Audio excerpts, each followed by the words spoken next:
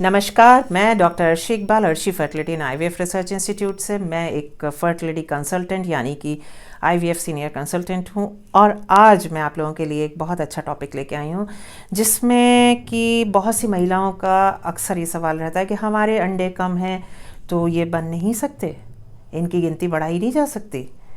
तो इन चीज़ों को मैं आज बहुत डिटेल में लेना चाहूँगी और समझाना चाहूँगी कि ये अंडे कैसे बनते हैं, कब कितने होते हैं और कैसे ये ख़त्म होते हैं या कम हो जाते हैं। तो ये एक जर्नी की तरह है, एक वॉयज है। और इसमें अपन शुरू करेंगे कि एक बच्ची पैदा होती है, छोटी सी बच्ची है, पैदा हुई। और पैदा कब? जब ये फर्टिलाइजेशन हुआ, माँ के पेट में है। तो कोई भी बच्चा, जब बच्ची की बात करें माँ के पेट में है, तो वहाँ एक अंडे बने हुए ऑलरेडी वहाँ फिक्स हो जाती है तादाद, एक गिनती फिक्स होती है कि इतनी ही गिनती में अंडे होंगे। वो कम से कम जो अंडे होते हैं वो 1.5 से 2 लाख के करीब होते हैं जब एक बच्ची पेट में होती है। और ये अंडे, मरीज़ कहेगा कि अंडे इतने सारे थे तो फिर ये कम क्यों पड़ रहे हैं? तो ये अंडे जो 1.5 से 2 लाख हैं, ये जब बच्ची माँ के पेट में है, अभी वो बच्ची पैदा ही नहीं हुई है, तो ये वहाँ से संख्या है। दूसरा, जब वो पैदा होगी तो ये अंडे कुछ कम होंगे, फिर ये अंडे डॉर्मेंट पड़े रहते हैं। ये ऑलरेडी तैयार हैं, लेकिन एक स्टेज फर्टिलाइजेशन या अपन पकी हुई स्टेज से एक स्टेज पहले की बात करें तो ये डॉर्मेंट पड़े हैं और ये सालों साल पड़े रहेंगे। अब बच्ची पैदा हो गई और बच्ची लगभग 11-12 साल की हुई, उसको मासिक आना शुरू हुआ। जब मासिक आना शुरू होगा तो ये जो अंडे जो माँ के पेट से आए, ये बन के मैच्योर होंगे। ये हर मासिक में मैच्योर होंगे।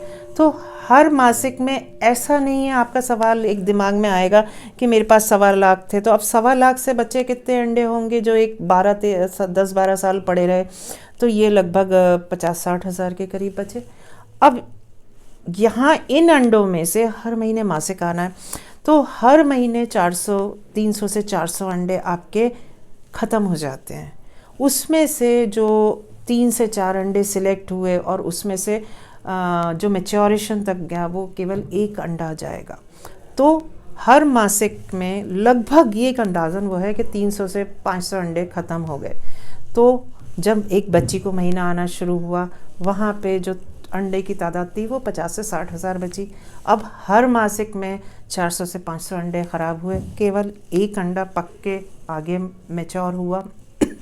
अब मासिक चला आपका, जैसे हम लोग कहते हैं कि फर्टिलिटी स्टेटस आपका डाउन होता है, आपका ये एंटी मलेरियन हार्मोन नीचे जाता है, आपका फर्टिलिटी लेवल नीचे जाता है।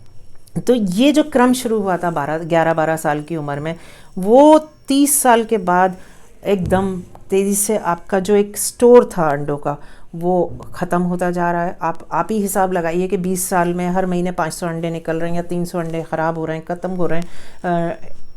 तो बचे कितने? तो 30 ईयर्स में जाके फर्टिलिटी लेवल केवल 40% पे आ जाता है, 60% पे आ गया। अब यहाँ से भी अब अंडे कम होते जा रहे हैं, हर महीने अंडे जा रहे हैं।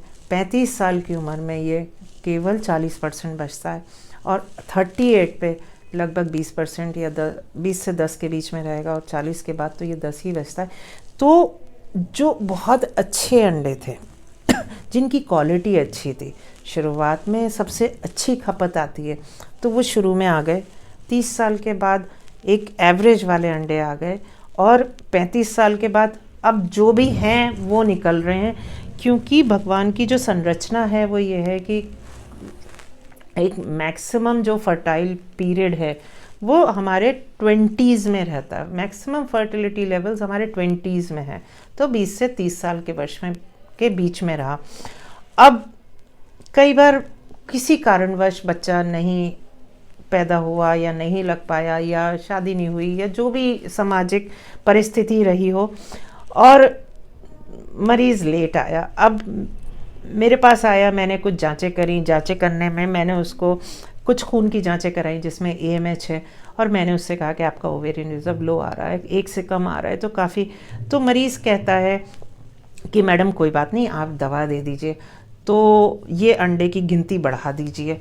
तो ये सब चीज़ें यही बताने के लिए आज मैंने है ना ये प्रोग्राम लेना ज़रूरी समझा कि अंडे जो थे वो सिर्फ विकसित होके पक रहे हैं, वो माँ के पेट में फिक्स हो गए थे कि कितने अंडे होंगे, उनकी गिनती को बढ़ाया नहीं जा सकता, उनकी क्वालिटी को सुधारा जा सकता है। और मार्केट में क्वालिटी सुधारने के लिए बहुत सारे तत्व मौजूद हैं, बहुत सारी दवाइयाँ हैं जिसमें DHE आया, विटामिन C आया, एंटीऑक्सीडेंट्स हैं, बहुत सारे ये जो चीज़ें हैं ये क्वालिटी को डेफिनेटली इम्प्रूव करेंगे, ऑक्सीडेटिव स्ट्रेस को कम करेंगे, पर ये गिनती नहीं बढ़ा सकते।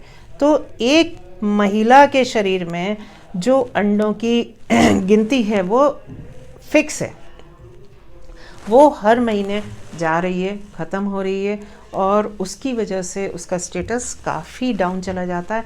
और बेहतर यही है कि शुरुआत से अपना ध्यान रखें और समय पे बच्चा होने की कोशिश करें करने की, क्योंकि जितना डेवलपमेंट हुआ, जितना अर्बनाइजेशन हुआ है, जितना हमने कंक्रीट या फूड हैबिट चेंजेस करी हैं, हम लोग फास्ट फूड खाते हैं, जितना भी हमारा ग्रीनरी ख़त्म करिए, उससे हमारा जो ओवेरियन रिजर्व है उस पर डेफिनेटली फ़र्क पड़ता है। तो आप एक चीज़ और सवाल मन में आएगा कि जब मेरे अंडे फिक्स हैं, मेरे इतने सारे लाख अंडे हैं, तो वो तो हैं ही, तो मेरा फर्टिलिटी स्टेटस कैसे कम हुआ? क्योंकि कई ऐसे मरीज़ देखने में आ रहे हैं जिनमें ओवेरियन फेलियर यानी अंडे की थैली में अंडे ख़त्म हो जाना। ये ऐसा मैंने मरीज़ जो कम से कम उम्र देखी है, अभी 24 साल देखी, जिसमें 24 साल में ओवेरियन रिजर्व बिल्कुल गॉन है। और कई बार ऐसे भी मरीज़ आते हैं कि शादी को केवल 6 महीने हुए हैं, ओवेरियन रिजर्व है नहीं। तो ये ओवेरियन रिजर्व इतना इम्पॉर्टेंट है, और ये कहीं ना कहीं वातावरण पे डिपेंडेंट है। और इसमें क्या है कि जब मेरे अंडे 1.5 लाख थे तो ये कम कैसे हुए? तो देखिए, जब हमारे शरीर का वातावरण, जिसे हम इंटरनल एनवायरनमेंट कहते हैं, अगर वो अच्छा नहीं रहा, हमारा जब बाहर का एनवायरनमेंट अच्छा नहीं है, पोल्यूशन है, पेड़ नहीं है, हमारे जो खाना है वो जो फूड की जो कैलोरिक वैल्यू है या जो पौष्टिकता है वो कम हो गई है, दूसरा हम फास्ट फूड के ज़्यादा करीब पहुंच गए हैं, तो हम लोग टिन्ड आइटम जो डिब्बा बंद चीज़ें होती हैं वो ज़्यादा खाते हैं, दूसरा हम ये जो तेल होते हैं हमारे, ये डबल प्योरीफाइड, ट्रिपल प्योरीफाइड, इनमें सल्फ़र होता है। कहीं ना कहीं ये सब चीज़ें हमें हर लेवल पे नुकसान कर रही हैं। जो सब्जियों में फर्टिलाइज़र होता है, ये फर्टिलाइज़र हमारी बॉडी में रुकते हैं, तो ये हमें दूषित कर रहे हैं, हमारे अंदर की जो ताकत है उसको कमज़ोर कर रहे हैं। हम भले ही दिखने में कितने भी अच्छे हों, लेकिन जो प्रजनन क्षमता है वो कहीं ना कहीं हमारा ताकत पे, हमारी इंटरनल एनवायरनमेंट पे डिपेंड करती है।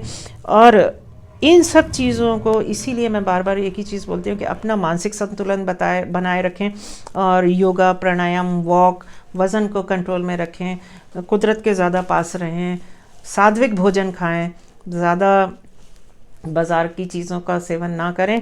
और जो ये सब चीज़ें मेरे में, अगर सपोज़ मैं मरीज़ हूँ और मेरा 30 साल की उम्र में मेरा फर्टिलिटी स्टेटस डाउन है, या मेरा को प्रीमेच्योर ओवेरियन फेलियर हुआ, तो ये जो अंडे थे जो ऑलरेडी स्टोर में थे, पर ये ख़राब हो जाते हैं, ये जो चीज़ें हैं नेगेटिव इफ़ेक्ट देती हैं।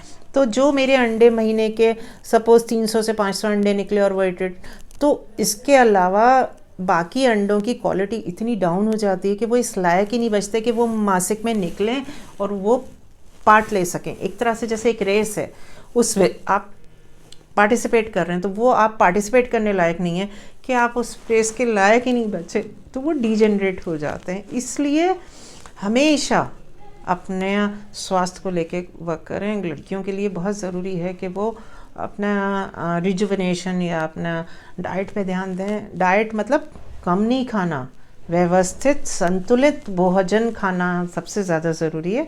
ग्रीन वेजिटेबल्स खाना बहुत ज़रूरी है, फास्ट फूड से दूर रहें। तो मुझे लगता है कि मैंने आज आपका सवाल का जवाब कि है ना, क्या अंडे बढ़ाए जा सकते हैं, ये दिया कि अंडे कभी भी बढ़ाए नहीं जा सकते, इनकी गुणवत्ता को सही करा जा सकता है। गिनती हमेशा बचपन में जब हम पैदा नहीं हुए थे तभी तय हो गई थी, और ये दूषित ना हो, ये ख़राब नहीं हो, उसके लिए आपका खान पान, आपकी दिनचर्या डिसाइड करेगी। तो ये मेरे से एक बहुत आम मरीज़ का सवाल था, इसीलिए मुझे लगा कि आज ये टॉपिक लेना चाहिए, और मुझे उम्मीद है कि आपको काफ़ी इससे समझ आई होगी, जानकारी मिली होगी। अगली श्रृंखला में कोई और टॉपिक लेके आऊँगी। नमस्कार।